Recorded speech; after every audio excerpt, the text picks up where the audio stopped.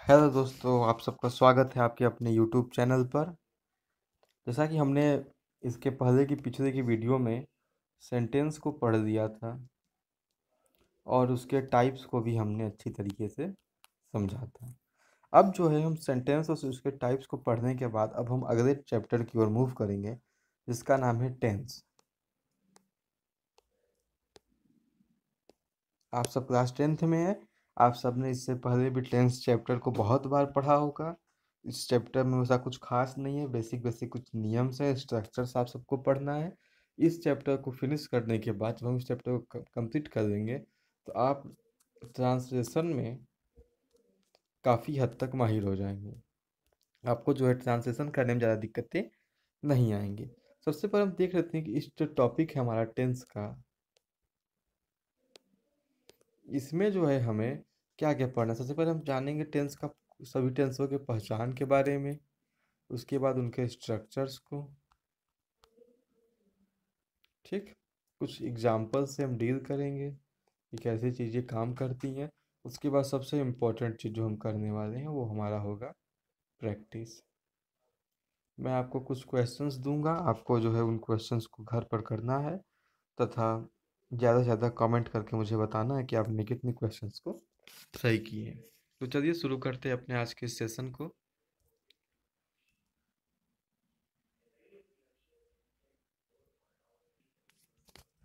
तो पहली बात आप सब जान लीजिए कि टेंस क्या होता है। What is tense? टेंस का हिंदी अर्थ होता है काल। टेंस जो है वर्ब के फॉर्म को शो करता है। ऐसा टेंस जो है किसी भी वर्ब का टेंस जो कर बताता है क्या है कि कोई भी कार्य कब हुआ है, time of an action is represented by the tense. Tense क्या बताता है कि जो कार्य हुआ है या जो कार्य हो रहा है या जो कार्य होगा वो वर्ब के किस समय में होना है, ये इसको बताता है। ठीक, उसके बाद आप सब जानते होंगे कि there are 3 types of tenses given भी। तो टेंस के कितने टाइप होते हैं? तो टेंस के 3 टाइप होते हैं, जिनको विस्तार से मैंने नीचे समझाया हुआ है। सबसे पहला जो टाइप होता है टेंस का वो होता है आपका प्रेजेंट टेंस। प्रेजेंट टेंस में क्या होता है? प्रेजेंट टेंस का जो वर्ब होता है, a verb that refers to present time is said to be in the present tense. जो वर्ब वर्तमान समय को दर्शाता है, जो वर्ब वर्तमान समय को दर्शाता है वो कौन सा टेंस कहलाता है? वही प्रेजेंट टेंस कहलाता है। सिंपल सी बात, वह वर्ब जो वर्तमान समय को दर्शाता है वो वर्ब ही प्रेजेंट टेंस कहलाता है। ठीक, वर्तमान समय में जो भी चीज़ें घटनाएं चल रही हैं वे सारी चीज़ें किस में आती हैं? प्रेजेंट टेंस में आ जाती हैं। इसके कुछ एग्जांपल्स मैंने दिए। आई टीच, आई टीच मैं पढ़ाता हूँ। मैं पढ़ाता हूँ ये कौन सा टेंस है लास्ट में लगा हुआ था। मैं पढ़ाता हूँ, सिंपल सी बात है, ये प्रेजेंट टेंस है। यू प्ले, तुम खेलते हो, जाहिर सी बात है तुम खेलते हो, मतलब ये भी किस काल में चल रहा है? हमारा वर्तमान काल में ही ये सारी बातें हो रही हैं। उसके बाद जो हमारा अगला नंबर आता है उसको हम कहते हैं पास्ट टेंस। पास्ट टेंस की परिभाषा भी जो जस्ट प्रेजेंट टेंस की था, बस यहाँ पर प्रेजेंट की जगह पे हमें बस पास्ट लिखना है। अब इसका अर्थ क्या हुआ कि वर्ब वर्ब जो कि बीते हुए समय को दर्शाता हो। सिंपल सी बात, वह वर्ब जो बीते हुए समय को क्या करता हो? दर्शाता हो। वर्ब बीते हुए समय को दर्शाता हो वो क्या कहलाता है? पास्ट टेंस कहलाता है। जो कार्य समय बीत चुका है वो कौन सा होता है? पास्ट टेंस होता है। आप कभी कक्षा 9 में थे, अब 10 में है, तो कक्षा 9 आपके लिए बीता हुआ समय हो गया। आप 10 में पढ़ रहे हैं तो कक्षा 10 आपका प्रेजेंट टेंस है। सिंपल सी बात है। कुछ एग्जांपल्स मैंने यहाँ पर दिए हुए हैं। आई टॉट, मैं पढ़ा, या मैंने पढ़ाया। पढ़ाया मैं तो ये काम मैं क्या कर चुका हूँ? कर चुका हूँ। तो जो यहाँ टॉट जो वर्ब हुए लिखा हुआ है यहाँ पर, ये जो यहाँ पर टॉट वर्ब है ना, ये दर्शा रहा है किसको? पास्ट टेंस को। इसका मतलब क्या हुआ? जो समय जो है वो घटना घट चुकी है, समय बीत चुका है। उसके बाद जो हमारा अगला टेंस है उसे हम सब कहते हैं फ्यूचर टेंस। ठीक है, जो फ्यूचर टेंस में वो सिंपल सी वही बात है, वर्ब का ऐसा फॉर्म जो दर्शाता हो किसको? फ्यूचर टाइम को क्या कहलाता है? फ्यूचर टेंस कहलाता है। आने वाले समय को। आप सब परीक्षा देंगे अभी 10 का, बहुत ही अच्छे नंबरों से पास होंगे, हो सकता है टॉप भी करे, तो वो सब किस टेंस में बातें हैं? वर्तमान समय के लिए वो फ्यूचर टेंस की बातें हैं। जो कार्य समय आने वाला है उसे हम क्या कहते हैं? फ्यूचर टेंस कहते हैं। ठीक, जो मैंने यहाँ एग्जाम्पल्स लिखे हैं, आई सेल प्ले, मैं जो हूँ खेलूंगा, और यू विल टीच, तुम जो हो पढ़ाओगे। तो यहाँ जो सेल और विल, प्ले और टीच, ये सब किसको शो कर रहे हैं? ये सब जो रिप्रेजेंट कर रहे हैं वो सब फ्यूचर को रिप्रेजेंट कर रहे हैं। ये वर्ब क्या रिप्रेजेंट करते हैं? फ्यूचर को रिप्रेजेंट करते हैं। ठीक, अब जो हमें है इसके बारे में पढ़ना है कि ट्रांसलेट कैसे करना है, तो हम एक चीज़ और समझ लेते हैं। जो टेंस के जो है 4 सब टाइप भी होते हैं हर टेंस का। ठीक, 4 सब टाइप कौन कौन से होते हैं? पहला सब टाइप होता है इंडेफिनिट, दूसरा होता है कॉन्टिन्यूअस, तीसरा होता है परफेक्ट, चौथा होता है परफेक्ट कॉन्टिन्यूअस। ठीक, तो ये हो गए 4 सब टाइप इनकी इनकी। अब देखिए, प्रत्येक चारों को हम प्रत्येक तीनों टेंस में मिलाकर पढ़ना है। मतलब हमें पास्ट में भी पढ़ना है, प्रेजेंट में भी पढ़ना है, फ्यूचर में भी पढ़ना है। इसका मतलब क्या हुआ? हम अभी पढ़ेंगे past indefinite tense, past continuous tense, past perfect tense, past perfect continuous tense, फिर परफेक्ट प्रेजेंट में आ जाएंगे, present indefinite, present continuous, present perfect, present perfect continuous, फिर फ्यूचर में आ जाएंगे, future indefinite, future continuous, future perfect, future perfect continuous. मतलब हमें जो है इतना पढ़ना है इन सब के, हम सबको क्या इनका मॉडल समझना है, अगर इनका स्ट्रक्चर समझना है, इनके पहचान को जानना है, बस ना हम कर देंगे, हम टेंस के बारे में अच्छी तरह समझ जाएंगे। चलिए अगली स्लाइड की ओर मूव करते हैं।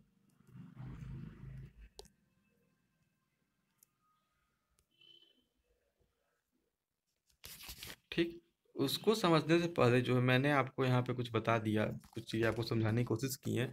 हमने जब सेंटेंस पढ़ा था तो सेंटेंस के हमने अफर्मेटिव सेंटेंस पढ़ा था, निगेटिव सेंटेंस पढ़ा था, सर इंटरोगेटिव सेंटेंस पढ़ा था, इतना पढ़ा था हमने, आपको याद होगा। तो हमें प्रत्येक टेंस में इन सबको भी ध्यान देना है, इसी से हम चेंज ऑफ सेंटेंस भी सीख जाएंगे। अब एक चीज़ और समझिएगा, 3 क्या होते हैं? टेंस होते हैं, उनके 4 जो हैं सब टाइप हो गए। तो हमें कितना कुल मिला के पढ़ना होगा? हमें 12 जो है टाइप्स जो है उनको जो है अच्छे से डिटेल्ड स्टडी उनकी करनी है। कितने की? 12 की। 12 टाइप्स हमें पढ़ना है, उनके अंतर को समझना है, उनके पहचान को जानना है, उनके मॉडल्स को समझना है। ठीक, यहाँ पे मैंने 2 सेंटेंस लिखे, एक हिंदी में एक इंग्लिश में। मैं खेल रहा हूँ और आई एम प्लेइंग। हम बेसिक स्ट्रक्चर की अब बात करते हैं। यहाँ सेंटेंस का जो बेसिक स्ट्रक्चर होता है वो कैसे बनता है, तो आप यहाँ देख सकते हैं। जो मैं है क्या होता है? करता होता है, कोई इंसान जो कार्य करता है उसे करता या सब्जेक्ट कहते हैं। तो यहाँ खेलने का कार्य कौन कर रहा है? मैं कर रहा हूँ। तो मैं क्या हो जाता है यहाँ पर? सब्जेक्ट या करता। उसके बाद लगता है यहाँ पर प्लस। अब देखिए उसके बाद क्या हो रहा है? खेल रहा है मतलब ऑब्जेक्ट, फिर प्लस, फिर रहा हूँ मतलब क्रिया। मतलब जो हिंदी का जो ऑर्डर बनता है, जो हिंदी सेंट वाक्य का ऑर्डर बनता है, वो subject plus object plus verb बनता है हिंदी में। अंग्रेजी में क्या होता है? आई देखिए, सब्जेक्ट शुरू में आ गया, पर बीच में यहाँ ऑब्जेक्ट ना के क्या है? यहाँ पर वर्ब आया है। तो सब्जेक्ट प्लस वर्ब फिर प्लेइंग मतलब अर्थात ऑब्जेक्ट।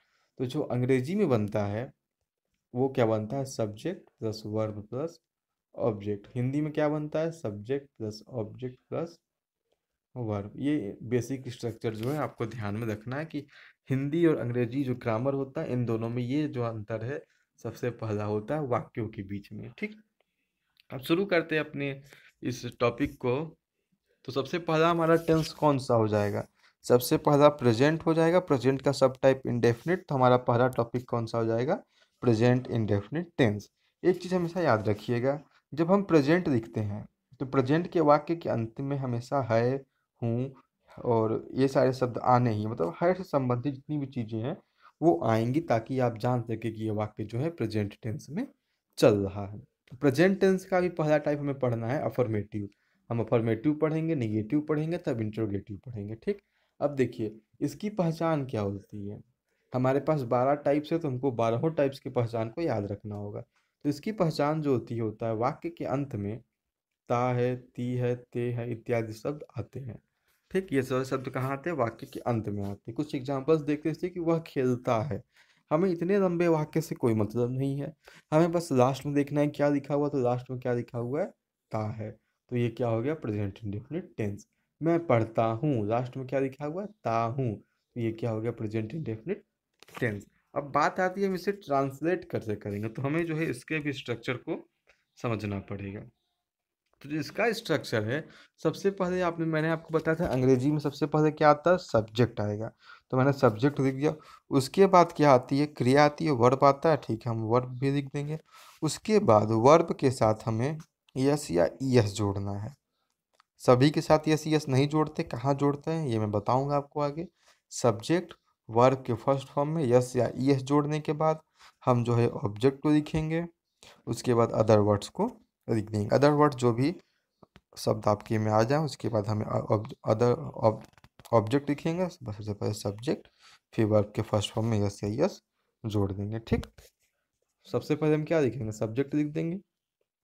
वर्ब का फर्स्ट फॉर्म में यस या यस जोड़ना है। उसके बाद ऑब्जेक्ट लिखना है, फिर अदर वर्ड्स लिखना है। हमारा कहानी जो है, बस इतना सा ही काम जो हमें करना है, किसमें, प्रेजेंट इंडेफिनिट टेंस के वाक्यों में। अब हम आपने कभी नाउन के बारे में पढ़ा होगा तो आप जानते होंगे नंबर जो है दो प्रकार का होता है, एक सिंगुलर होता है, एक प्लूरल होता है। ठीक, इसको भी हमें ध्यान में रख के चलना है। तो जो हमारा सब्जेक्ट होगा, दो टाइप का होता है, एक सिंगुलर सब्जेक्ट, दूसरा प्लूरल सब्जेक्ट।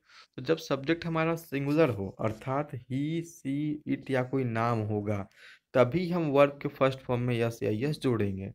जब ये सारी चीज़ें रहेंगी तभी हम वर्ब के फर्स्ट फॉर्म में क्या करेंगे, यस या यस जोड़ेंगे। और अगर सब्जेक्ट हमारा प्लूरल हो, अर्थात आई वी यू दे या कोई नाम, नाम नहीं, नाम नेम से दिया हुआ है, मतलब एक से अधिक नाम हो, तो हम जो है वर्ब के फर्स्ट फॉर्म में यस यस ना जोड़ के सिंपल सी वर्ब के फर्स्ट फॉर्म को लिख देंगे। ठीक, जब सिंगुलर सब्जेक्ट हो तब वर्ब के फर्स्ट फॉर्म में यस या यस हमें जोड़ना है। याद रखिएगा इस बात को। सब्जेक्ट कैसा हो जाए, सिंगुलर सब्जेक्ट, पहचान क्या क्या है, ही सी इट नेम वर्ब इत्यादि। ठीक, और जब हमारा सब्जेक्ट कैसा हो, प्लूरल सब्जेक्ट हो, तब वर्ब के सिर्फ सिंपल से फर्स्ट फॉर्म को लिखना है। इसमें जो है यस यस हमें नहीं जोड़ना है, जोड़ देंगे तो ये हमारा गलत हो जाएगा। प्लूरल सब्जेक्ट कौन कौन से होते हैं, आई वी यू दे और ढेर सारे नाम किसी भी चीज़ के। तो मैंने कुछ यहाँ एग्जांपल्स दिए ताकि आप समझ सकें कि वह खेलता है, वाक्य के अंत में ता है तो ये वाक्य प्रेजेंट इंडेफिनिट टेंस हो गया। यहाँ पर मैंने लिखा है वह का इंग्लिश क्या होता है, वह का इंग्लिश होता है ही कौन सा सब्जेक्ट होता है, तो ही जो होता है सिंगुलर सब्जेक्ट होता है। तो सिंगुलर सब्जेक्ट के साथ यस यस जोड़ना है, बिल्कुल जोड़ना है। तो वह खेलता है कि तो क्या बनेगा, वह क्या हो गया, ही। खेलना का होता है प्ले, यस जोड़ के हमने बना दिया ही प्लेज। ठीक, उसके बाद जो मैं हमारे पास एग्जांपल कौन सा है, मैं पढ़ता हूँ, लास्ट में ता हूँ है प्रेजेंट इंडेफिनिट। मैं को इंग्लिश में क्या लिखते हैं, जी हाँ, मैं को आई लिखते हैं। आई के साथ यस यस जोड़ना है, उसके बारे में बिल्कुल नहीं जोड़ना है। तो मैं का हो गया आई, पढ़ने का हो गया रीड, सिंपल से हमारा सेंटेंस जो बन गया। तीसरा एग्जांपल है, वे लोग बाजार जाते हैं। वे लोग को हम लोग क्या लिखते हैं, दे लिखते हैं, जी हाँ, दे लिखते हैं। दे के साथ यस यस जोड़ना है, बिल्कुल नहीं जोड़ना है। तो वे लोग का हो गया दे, जाना वर्ब है, वर्ब के फर्स्ट फॉर्म मतलब गो को लिखा हमने, टू मार्केट। जीओ के साथ यस यस नहीं जोड़ेंगे क्योंकि दे कौन सा सब्जेक्ट होता है, तो दे जो है हमारा प्लूरल सब्जेक्ट होता है। अब किन वर्ड्स के लास्ट में यस यस जोड़ना है उनको भी हम देख लेते हैं। देखिए, जिन वर्ड्स के लास्ट में क्या है, वोवेल्स आए, तो यस जोड़ते हैं, जैसे कि जी ओ गो। अब इसके लास्ट में ओ वोवेल होता है तो ई एस जोड़ेंगे इसमें, तो ये क्या बन जाएगा हमारा, गोज बन जाएगा। ठीक, परंतु P L A Y play, last में ये क्या है, कॉन्सोनेंट है, तो इसमें हम सिर्फ यस जोड़ेंगे, तो ये क्या बन जाएगा हमारा, प्लेस बन जाएगा। देखिए, ये नियम परफेक्ट नहीं है, इस नियम के ढेर सारे अपवाद हैं। और जब हम प्रैक्टिस, जितना अधिक हम प्रैक्टिस करेंगे, हम इस यस यस के फंडे को उतना ही आसानी से समझ जाएंगे। तो इसे समझने के लिए हमें सबसे ज़्यादा इम्पोर्टेंट काम जो करना होगा, वो सिर्फ एकमात्र काम है, और वो है हमारा ढेर सारा प्रैक्टिस क्वेश्चंस की। ठीक, चलिए तो मूव करते हैं। अब आपको अफर्मेटिव सेंटेंस समझ में आ गया होगा। अब जो है हम आगे बढ़ते हैं निगेटिव सेंटेंस की ओर। अब निगेटिव सेंटेंस, जब मैंने आपको टेंस पढ़ाया था तो निगेटिव सेंटेंस के बारे में मैंने आपको बताया था कि निगेटिव सेंटेंस क्या होता है, जिन वाक्यों में नहीं या नॉट आ जाए वही वाक्य क्या कहलाते हैं, आपके निगेटिव सेंटेंस के वाक्य कहलाते हैं। तो प्रेजेंट इंडेफिनिट टेंस का जो निगेटिव कैसा होता है, तो प्रेजेंट इंडेफिनिट टेंस का पहले पहचान तो वाक्य के अंत में ता है, ती है, ते है जैसे शब्द आ जाते हैं, और प्लस जब बीच में नहीं आ जाए तो वो क्या बन गया, निगेटिव सेंटेंस बन गया। जैसे एग्जाम्पल, वह नहीं खेलता है, वे लोग नहीं पढ़ते हैं, बीच में नहीं आया, लास्ट में क्या ता है, ती है, ते हैं। तो ये PIT का अर्थात प्रेजेंट इंडेफिनिट टेंस का क्या बन गया, निगेटिव बन गया। अब इसका मॉडल क्या हो जाएगा, इसका मॉडल आसान सा है। इसका मॉडल जो होता है, सब्जेक्ट लिखना है हमें, फिर डू और डज का इसमें प्रयोग होता है। ठीक, सब्जेक्ट डू डज, उसके बाद नॉट का प्रयोग करेंगे, फिर वर्ब के फर्स्ट फॉर्म को, फिर ऑब्जेक्ट को, फिर अदर वर्ड्स को जोड़ देना है। यही इसका बन जाता है हमारा स्ट्रक्चर। तो इसका स्ट्रक्चर हम फिर से देख लेते हैं। सबसे पहले क्या लिखना है हमें, सब्जेक्ट, फिर डू डज, फिर अपना जो नॉट है वर्ब का फर्स्ट फॉर्म रहेगा और ऑब्जेक्ट रहेगा, और अगर आपके सेंटेंस में अदर वर्ड्स है तो वो भी आप इसमें इंक्लूड करेंगे। आसान सा। अब यहाँ बात आती है कि हम डू का प्रयोग कहाँ करेंगे और डज का प्रयोग कहाँ करेंगे। तो फिर वापस हम सब्जेक्ट पे आते हैं। सब्जेक्ट दो टाइप, एक सिंगुलर एक प्लूरल। तो जहाँ सिंगुलर सब्जेक्ट होगा अर्थात ही, सी, इट या कोई नेम, तो वहाँ हम किसका प्रयोग करते हैं, डज का प्रयोग करते हैं। ठीक। और जब सब्जेक्ट कैसा हो हमारा, प्लूरल सब्जेक्ट हो अर्थात आई वी यू दे हो, तो हम वहाँ किसका प्रयोग करेंगे, डू का प्रयोग करेंगे। आसान सी बात है। सब्जेक्ट दो types, singular subject plural subject, singular के साथ डज, प्लूरल के साथ डू, सिंपल। अब हम यहाँ इसके कुछ एग्जांपल्स को देखते हैं। पहला एग्जांपल है, वह नहीं खेलता है। फिर से यहाँ वह ही हो जाएगा, सिंगुलर सब्जेक्ट, इसके साथ क्या लगेगा, डज लग जाएगा। तो ही हो जाएगा, ही के बाद क्या, डू या डज में से कोई एक, तो हम क्या लगाएंगे, डज। उसके बाद नॉट, नॉट वर्ब का फर्स्ट फॉर्म मीन्स खेलना का प्ले। ये हो गया हमारा सेंटेंस कंप्लीट। अगला सेंटेंस जो हमारे पास है, वे लोग। अब फिर से आ जाते हैं, वे लोग कौन सा सब्जेक्ट होता है, जी हाँ, वे लोग प्लूरल सब्जेक्ट हो जाएगा। इसके साथ हम क्या जोड़ते हैं हमेशा, इसके साथ हमेशा हम सब डू जोड़ देंगे। तो चलिए, वे लोग का क्या हो जाएगा, दे, सब्जेक्ट लिख दिया, उसके बाद डू डज, डू लिख दिया, उसके बाद नॉट, नॉट लिख दिया, वर्ब का फर्स्ट फॉर्म रेड लिख दिया, सिंपल। तो निगेटिव सेंटेंस के भी जो वाक्य होते हैं बहुत ही आसानी से बन जाते हैं। बस आपको स्ट्रक्चर ध्यान में रखना है, स्ट्रक्चर को याद करना है, पहचान को समझना है, और ढेर सारे क्वेश्चंस की प्रैक्टिस करना है। अब हम मूव करते हैं अपने अगले सेंटेंस अर्थात इंटरोगेटिव सेंटेंस की ओर। जब मैंने आपको सेंटेंस पढ़ाया था, आपको याद होगा कि मैंने इंट्रोगेटिव सेंटेंस के भी दो टाइप बताए थे। एक WS टाइप था, दूसरा यस नो टाइप था। ठीक। तो हमें जो है इसमें भी दोनों टाइप्स को पढ़ना होगा। तो चलिए शुरू करते हैं सबसे पहले टाइप से अर्थात यस नो टाइप से। अब आपको याद आना चाहिए कि यस नो टाइप की पहचान क्या होती है। यस नो टाइप की जो पहचान होती है कि वाक्य की शुरुआत जो है क्या से होती है, वाक्य की शुरुआत क्या से होगी। क्योंकि हम प्रेजेंट इंडेफिनिट टेंस की बात कर रहे हैं, तो प्रेजेंट इंडेफिनिट टेंस का यस नो टाइप क्या होगा, वाक्य के अंत में ता है, ती है, ते है इत्यादि शब्द आ जाते हैं। ठीक। तो प्रेजेंट इंडेफिनिट टेंस में वाक्य के अंत में ता है, ती है, ते है आएंगे, और वाक्य की शुरुआत क्या से होगी, तो ये वाक्य जो हो जाएगा हमारा यस नो टाइप का वाक्य बन जाएगा। ठीक। कुछ एग्जाम्पल यहाँ मैंने लिखे हैं, जैसे क्या वह खेलता है। ध्यान से देखिएगा, वाक्य के अंत में ता है आया है, बिल्कुल आया हुआ है, तो मतलब ये वाक्य कैसा हो गया, ये वाक्य जो है प्रेजेंट इंडेफिनिट का बन गया। शुरू कैसे हुआ है, क्या से हुआ है, तो ये वाक्य बन गया यस नो टाइप का। दूसरा एग्जाम्पल है, क्या वे लोग खेलते हैं, पढ़ते हैं। वाक्य के अंत में क्या आया है, ते हैं, तो वाक्य बन गया प्रेजेंट इंडेफिनिट टेंस का। प्रारंभ में आया है क्या, तो वाक्य बन गया प्रेजेंट इंडेफिनिट टेंस का यस नो टाइप। ठीक। अब इसके स्ट्रक्चर को जब हम देखते हैं, तो इसका स्ट्रक्चर है डू डज के साथ सब्जेक्ट, वर्ब का फर्स्ट फॉर्म, ऑब्जेक्ट, फिर अदर वर्ड्स। यहाँ पर भी डू डज के साथ वही फॉर्मूला लगेगा जो इससे पहले हमने लगाया था। सिंगुलर सब्जेक्ट के साथ डज लगाना है, प्लूरल सब्जेक्ट के साथ हमें हमेशा डू लगाना है। ठीक। हम इसके स्ट्रक्चर को फिर से देख लेते हैं। तो सबसे पहले हम क्या करेंगे, डू डज, फिर क्या लिखना है हमें, सब्जेक्ट, फिर वर्ब का फर्स्ट फॉर्म, फिर ऑब्जेक्ट, फिर अदर वर्ड्स, और हमारा जो है interrogative sentence yes no type present indefinite tense बनकर तैयार हो गया। चलिए इसके एग्जांपल्स हम देखते हैं। पहला एग्जांपल है, क्या वह खेलता है। वह क्या है, सिंगुलर सब्जेक्ट है, तो क्या लगेगा, डू की डज, जी हाँ बिल्कुल डज लगेगा। डज के साथ वह का अंग्रेजी, ही खेलता का play, does he play, last में क्या लगेगा हमेशा, क्वेश्चन मार्क। उसके बाद क्या वे लोग पढ़ते हैं, फिर देखिए वे लोग कौन सा होता है, तो ये पीएस हो जाएगा, प्लूरल सब्जेक्ट हो जाएगा। तो इसके साथ डू लगाना है कि डज, बिल्कुल सही, इसके साथ डू लगाना है। वे लोग का बन गया दे, और पढ़ना का हो गया स्टडी, डू डे स्टडी। ये हमारा जो दोनों प्रकार का सेंटेंस तैयार हो गया। अब अगर मैं बात करूं, कोई ऐसा सेंटेंस आ जाए, क्या वह नहीं खेलता है, इंटरगेटिव में भी निगेटिव अगर आ जाए, इंटरोगेटिव में भी निगेटिव आ जाए, तो कुछ नहीं करना है, हम इस ई स्ट्रक्चर को याद रखेंगे। इसी स्ट्रक्चर को हमें जो है हमेशा याद रखना है। और इस स्ट्रक्चर के साथ एक बेसिक सा नियम हमें हमेशा ध्यान रखना, जो आपको हमेशा काम देगा, ये स्ट्रक्चर प्लस ये नियम, कि नहीं या नॉट जो है हमेशा सब्जेक्ट के बाद ही लगाया जाता है।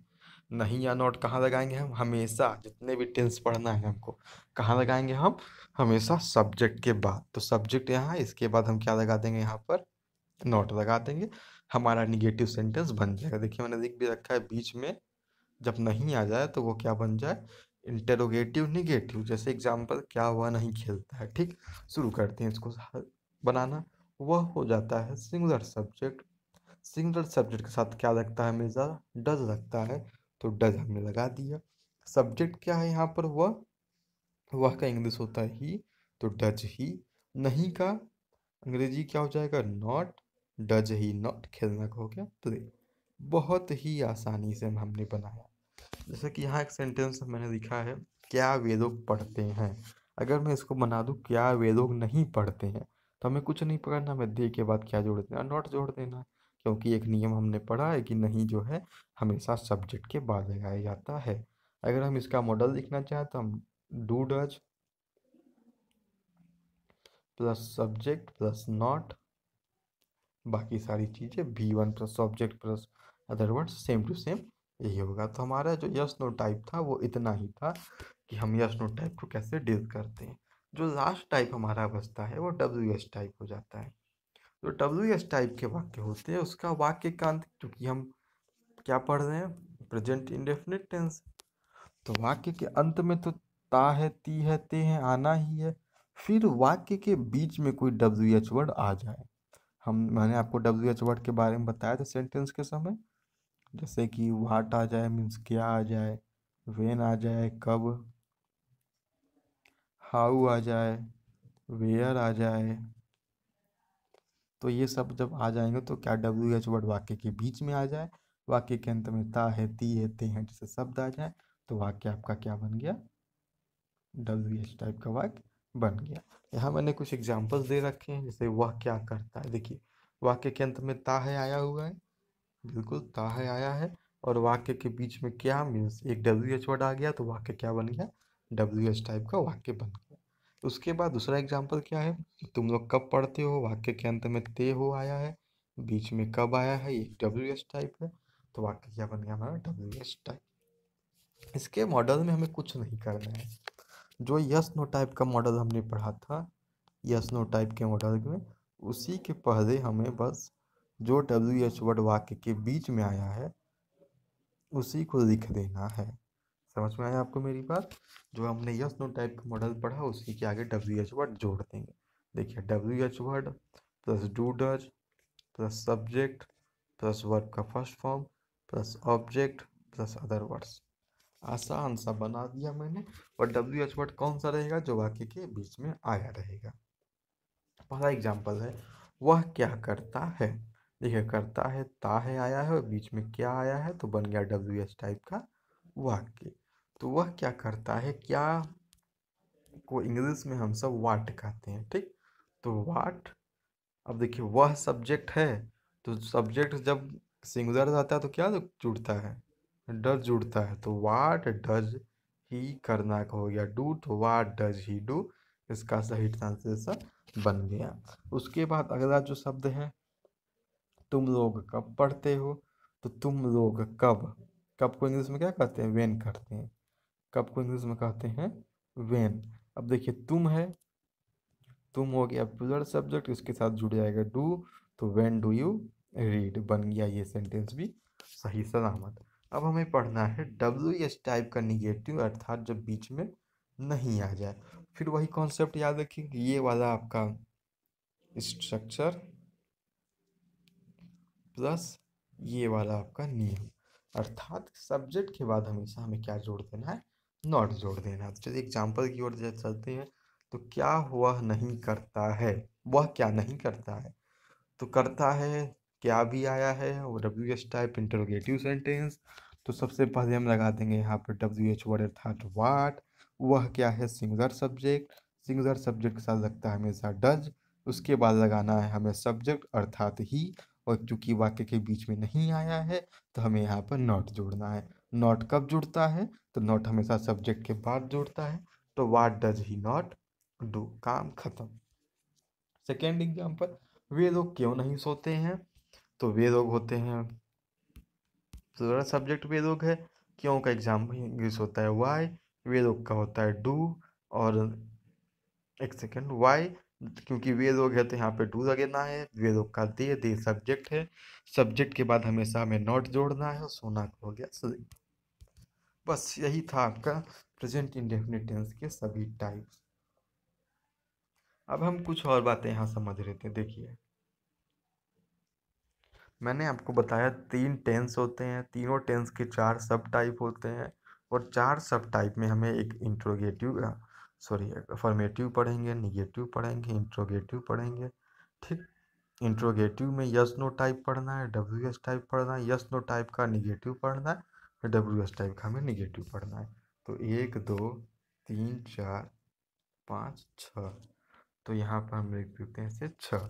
तो हमें जो कुल मिलाकर कितने सेंटेंस पढ़ने पड़ेंगे, 4 3 12 12 6 72। तो इतने टाइप तो हम सबको